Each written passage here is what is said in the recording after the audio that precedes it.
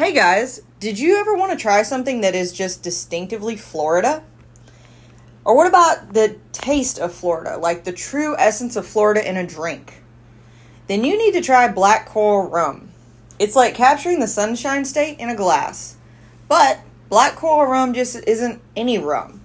It's not your average rum. It's actually a celebration of Florida's vibrant culture and history. So with each sip, you're going to be transported back to orange groves, swaying palm trees, and it's going to be as smooth as the sand beneath your feet, whether you're drinking the white rum, the spiced rum, or the black rum. But what really makes this rum special? That's the dedication of the locals who craft it. It's made by those who share a deep love of Florida and only use in Florida ingredients.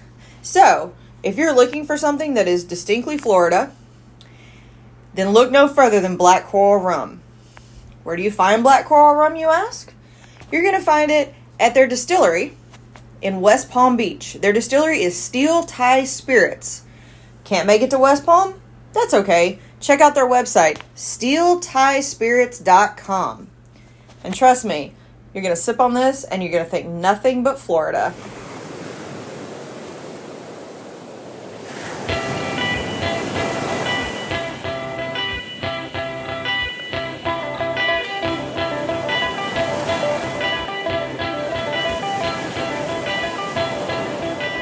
Hey guys, welcome to That Florida Feeling.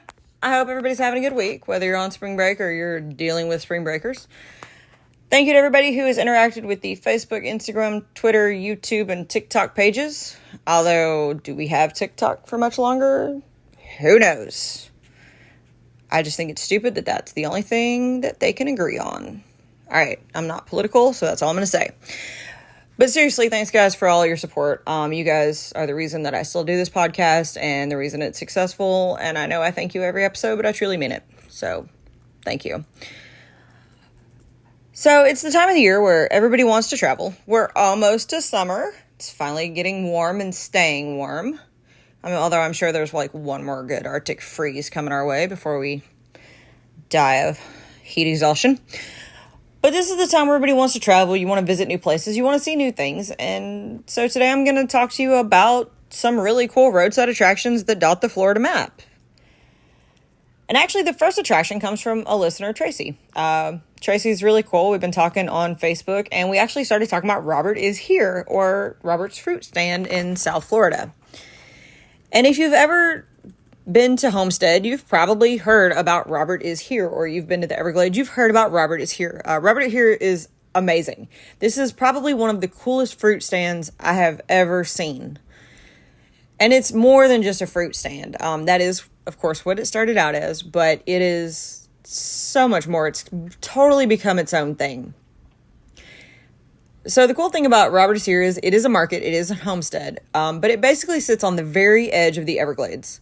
Like, it is, like, the gate to the Everglades. The market does specialize in rare and exotic fruits, but don't let it fool you. I mean, they have so much more than that. And, of course, like I said, many, many years ago, this was a roadside fruit stand that was rare and exotic fruits, and that's because they can grow them in that area. That part of Florida is kind of perfect for those fruits, and it makes it perfect for them to grow, and they can kind of grow year-round because they don't really get cold snaps. And it just kind of makes it a good thing. And they can be open year round. But this fruit stand is really, like I said, grown into it's a whole other thing. You know, now instead of just being a fruit stand, they have an animal farm and they have a play area and they have picnic tables and of course the market. And they even do live music on the weekends or holidays. It's just a really, really cool place to visit. Robert is Here even put out a biography about its own interesting history about this once small fruit stand that has just grown into its own roadside attraction. They call themselves the gateway to 2 national parks because they literally sit on the edges of the Everglades and Biscayne National Parks. And if you go and look at a map, like Google Map, Robert is Here. It is literally like feet from the entrance to the Everglades National Parks. Robert is Here is open every day from 9 a.m. to 6 p.m. And you can purchase a wide variety of items from the market, including smoothies and milkshakes made with amazingly fresh fruit. And they are absolutely delicious. And the cool thing is that you can try all kinds of flavors. And I mean, of course, they have your standard like chocolate, vanilla, strawberry. They have coffee. But then they have really cool exotic flavors like dragon fruit and mamey and sapodilla and tamarind. And then they have jackfruit. And jackfruit to me has no flavor. So to me, I'm just like, you're going to get jackfruit. Like when I think of jackfruit, I think of vegan barbecue. So I'm like, okay, jackfruit. No, but cool. People are going to get jackfruit. But it's really cool that they have even thought to make a jackfruit smoothie, because that's a thing. But you can get that at the market. Of course, you can also purchase t-shirts as a souvenir. The book that they wrote is there at the market. You can get chutneys, fruit butters, dips, jams, marinades, dressings, sauces, and of course fruit, because sticking to their roots, they are a fruit stand. The cool thing is, though, is if you go to this place and you're like, man, I really want to get all this, but I can't take it back with me right now. No worries. They'll ship it to you. They actually have a website. If you visited them and you missed it, or you didn't buy enough, or you just couldn't take it that time, they'll ship it to back home, wherever your home is, even if it's just another part of Florida. They have a really, really cool website. I definitely recommend checking it out. They also have an Instagram. But if you are in South Florida, if you're anywhere near Homestead, if you have a day to explore and you're in Miami, make that small drive. Or if you're going to the Everglades, definitely check out Robert is Here. This is one of those really cool, what started out as a small fruit stand as its own roadside attraction has grown into a modern day roadside attraction. And it will be there for a very, very long time because it is probably one of the coolest roadside attractions in Florida. So thank you, Tracy, for reminding me about Robert is Here and how awesome it is. The next place I want to tell you about is pretty much on the exact opposite end of I-95. And I mean all the way exact north in Atlantic Beach. And it's not so much as a roadside attraction, but it's still a really cool restaurant. And restaurants can really be their own attractions. At least I think this restaurant is a really cool attraction. It's up in Atlantic Beach. And Atlantic Beach, Neptune Beach, and Jack's Beach, they all kind of just blend. But this is definitely Atlantic Beach. And it's a really unassuming restaurant if you're not looking for it. It kind of blends in with other shops. And it's really just about 2 blocks off the beach. Not even 2 blocks. You can literally see the beach from like where you're standing. You can see the dunes. You can see the public access. And I am talking about Poe's Tavern. And if you listened to my Jacksonville episode, which I replayed a couple weeks ago, you know that I am going to rave about this place. Poe's Tavern is amazing. It's actually on Atlantic Boulevard, again, a few blocks away from the Atlantic Ocean, and it is amazing. Poe's Tavern is, of course, named after the one and only Mr. Edgar Allan Poe. And not to let you down, the inside has a very gothic theme to it, with Mr. Poe's face on different things, including a huge picture of him on the wall when you walk inside. Even during COVID, they got in the spirit and they put a Jacksonville Jaguars face mask on the picture of Mr. Poe. It is such a cool place. Like, it is such just a unique place to go. And the menu is actually pretty extensive. They are known for their sandwiches. And of course, to get really into it, they have actually named all their sandwiches after his literary works. They have one named the Gold Bug, the Pit and the Pendulum, the Annabelle Lee. My favorite, though, is the Hot Frog, which is a burger with barbecue sauce, bacon, cheese, and onion straws. Let me tell you, that's the best burger I've ever had. And it's at probably one of the most unassuming places that I never thought would have a good hamburger, but it is amazing. And what's really cool is that they have all these versions in beef, chicken, or veggie. They also have gluten-free and vegan options as well. So they really do have something for everybody, especially if you're a Poe lover like myself. The patio is dog-friendly, so your fur baby can go and enjoy the place as you watch literally people walk down the street to and from the beach and enjoy the little shops and restaurants around you. Now, the restaurant isn't super huge, but it's got such a cool atmosphere. It's definitely dark and gothic. I loved it. I loved going. I can't wait to go back again very soon. They do have a full bar, and they have a pretty big draft list as well that does rotate with local beers on tap. And it's surprising because it's really not a well-known place in Jacksonville or Atlantic Beach. A lot of the people that I know didn't know about this until I told them about it. So this is one that I really like to tell people about, especially as it's one of my favorites, especially because I love Edgar Allan Poe and I love his work. So I think it's so cool that someone kind of created their own attraction around him in the form of a restaurant. So to me, this is a roadside attraction that you need to go to when you're in Jacksonville or North Jacksonville. Because it is in Atlantic Beach. It's up towards the north part. But it's just such a cool restaurant to stop in, especially if you're a literary fan, and especially if you're an Edgar Allan Poe fan. It's one of those, if you're in Jacksonville and you're on Jack's Beach and you're looking for a fun place that isn't like a beach bar, you definitely want to check out Poe's Tavern.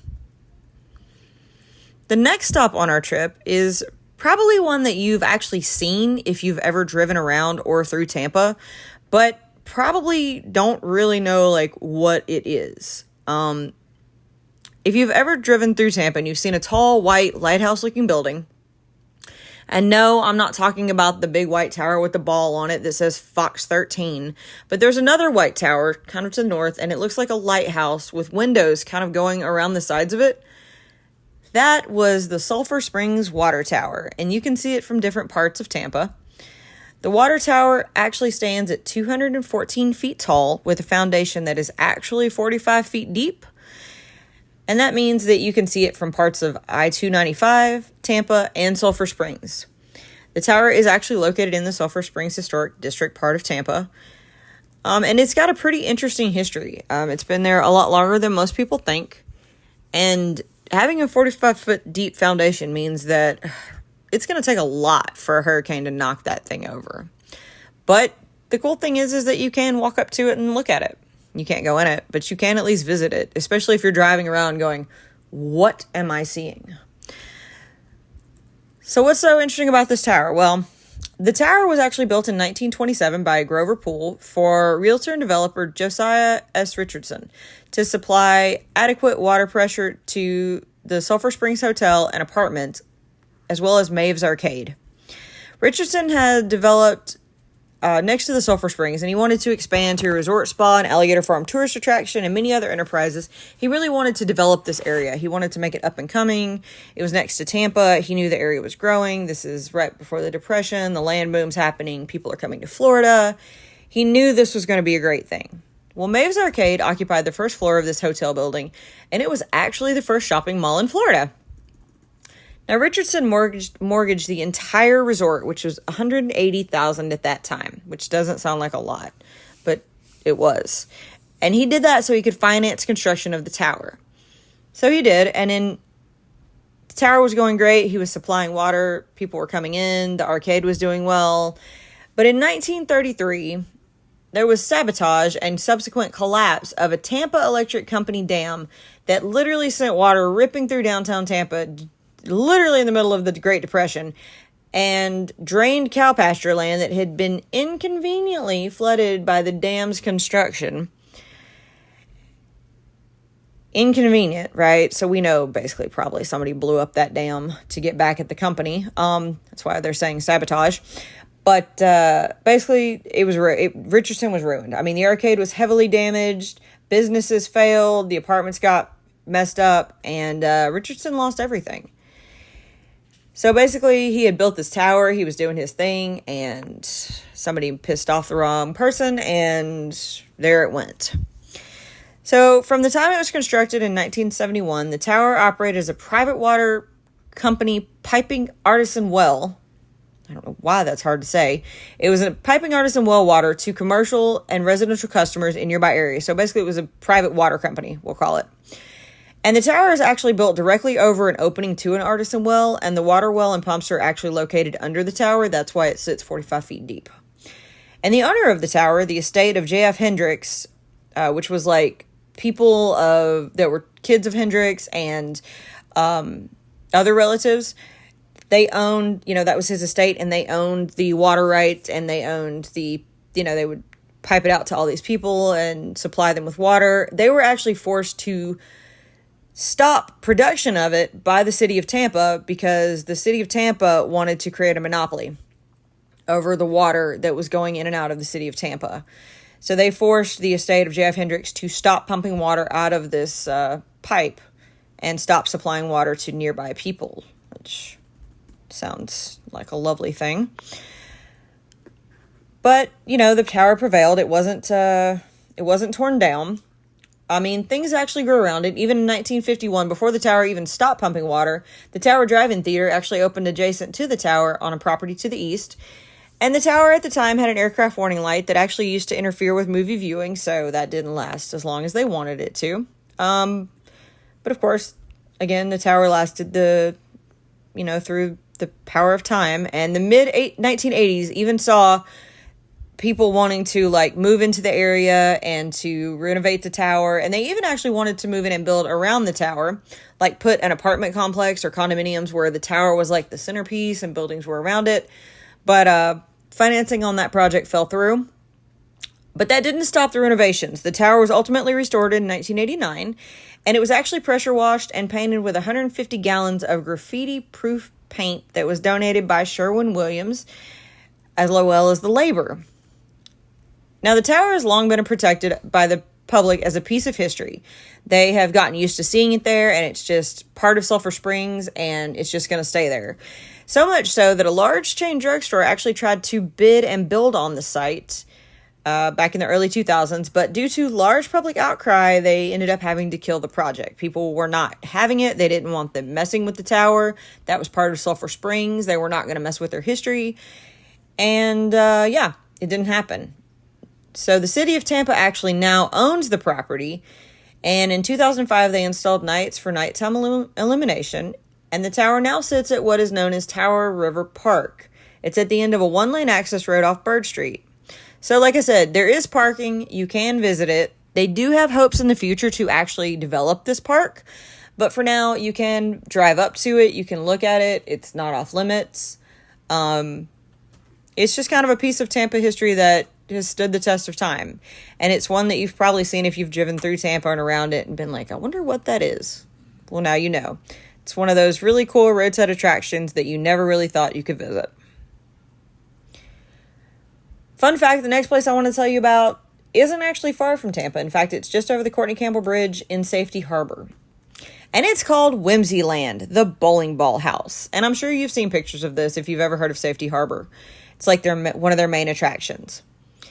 And of course, the house started as a normal brown house back in the 1980s. Nothing weird about it, just a normal house that sat on 3rd Street. It was in downtown Safety Harbor, and it didn't stick out or anything as different until artists Todd Ramquist and Carolinda bought it. And that was the start of Whimsyland. Whimsyland started out as this brown house, has been slowly transformed due to bright paints, tiles, and yard sculptures. But the house is also known as the bowling ball house. Why do you ask? It's because it has hand-decorated bowling balls that make up a huge part of its landscaping. And I mean a huge part. There's hundreds of bowling balls in this yard. And the balls are arranged in piles, wind along flower beds, perched on pedestals, have smiley faces. They've really come to make this a part of its landscape. And it looks really cool. Now, these artists were childhood friends who moved into this artist-friendly community and decided that they were going to work on the house. They were going to make it look better. And they just kind of went at it and just kept going. And they are full-time artists. They do travel half the year, but the other half they really devote to their main work of art, which is the house. And the house is painted in bright colors, and they have murals with stars and rainbows. And the yard is filled with foliage, lush trees, tropical plants, object sculptures, and they have really cool stuff in it. They have a blue bottle tree. Of course, they have a fountain. They have junk art animals. And again, like I said, they actually have over 800 bowling balls. Now, why bowling balls? Well, they got their start with the bowling balls when they saw a sign at a local flea market that said 10 free bowling balls per person. So they each grabbed their 10. So they had 20 to start. And then they called some friends and ended up with 60 bowling balls. They lined them with their property, and that started the trend. And as they, grew in the community, the houses next to them and across from Whimsyland slowly turned into being just like them, as they have large sculptures and yard arts and colorful patterns on them. And you may think that they rubbed off from Whimsyland. No, actually, the artists bought those houses as well. And they started to change them as well. Now, the artists do allow you to walk around the grounds of the house during the daytime when they're home. But please be respectful. I mean, this is their house.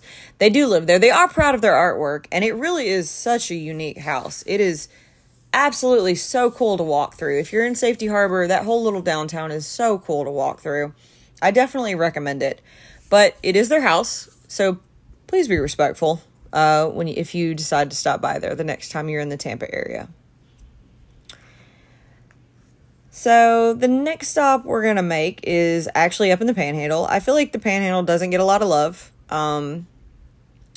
especially not this week. I put out a poll and nobody loved the Panhandle. So I'm going to give the Panhandle a little love. This is actually our last stop on our roadside attractions for this podcast this week. And we're going to stop in the small town of, I'm going to call it Wausau. It's Wausau. I might have mispronounced it. Those of you from there, I'm sorry. I'm going to call it Wausau because I couldn't find out how to pronounce it. And if you've ever heard of this town, congrats. If you have not heard of this town, trust me, you're not alone. I lived in the Panhandle. I had never heard of this town until till this. And it only has about 400 people, so it's not surprising that it's not a huge town.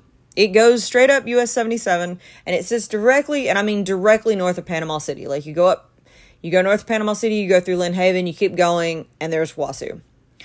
I'm actually pretty sure that some of the spring breakers have driven through it this week or are going to drive through it this weekend or recently, and it's probably their first time of hearing about it if they even realize they went through it. And this town isn't really known for much because there's really not much except for one really cool thing. And that is the Possum Monument. That's right. This town is home to a possum monument, and it is a pretty cool looking possum monument. In fact, this town actually grows by a few thousand people the first weekend in August as people come to celebrate the local hero. That's right, the possum. Wausau is home to more possums than humans, making it the possum capital of the world. And the furry animals have been in that area for a long time. They even saved that area during the Depression. How, you might ask? How did a possum save an area during the Depression? Well, unfortunately, that became their main food source. During the Depression, a lot of people didn't have much. They were making do with what they could, and thanks to the possum, a lot of people didn't go hungry. And these people have celebrated the possum ever since. They never forgot what the possum did to get them through those hard days. And in fact, they even started a possum festival in the 1970s. In 1982, a resolution was passed that recognizes the first Saturday of August as the state's Possum Day. And Wausau celebrates the hardest. A parade, an auction, and even a contest to crown a possum king and queen are held in Wausau the first weekend in August. And it's actually pretty cool. I saw some pictures. It looks like a lot of fun. This looks like this town really gets into it. And they even built that permanent tribute to the possum in the form of a 12-foot monument that was also built in 1992 when the resolution was passed. Stands in the middle of the town, and you can still see it today as people still hold the possum in high regards for getting them through those tough days. So if you're leaving Panama City or you're going to Panama City, if you're on spring break or you're getting ready to leave from spring break, and you plan on passing through Wausau or you're in the area, maybe check out that possum monument. If you've seen it, I definitely want to know how you felt about it. I feel like I've been through that area, but I didn't know about the possum monument at the time, and I'm kind of sad I didn't stop and see it. So I'm going to have to make a trip back that way now to check this out. I hope you guys had fun going through Florida and finding some new, unique, and off the beaten path stops, some new roadside attractions. And if you find, some interesting sights and fun things to do and fun things to learn in Florida, there's plenty of back roads. There's plenty of things to see. Those small fruit stands or shops or monuments that you never know what you're going to see, especially driving through Florida. There's a lot of old Florida out there that you can learn and explore. You're going to meet some nice people. You're going to meet some fellow tourists. You're also probably, unfortunately, going to meet Florida man and sometimes Florida woman along the way. Today we have Florida woman. Florida woman's acting out today. And today's Florida woman actually comes to us from Boca Raton. This Florida woman is bold. She asked the city board of Boca Raton to designate March 10th as Sugar Daddy and Mommy Appreciation Day. Because she then informed them that Florida has the largest per capita population of sugar daddies in the U.S., with South Florida having the most concentrated out of all of Florida. I mean, I'm going to give it to her. She did her research before she asked her request. She is bold to have asked of such a request. But Florida woman's showing out, y'all.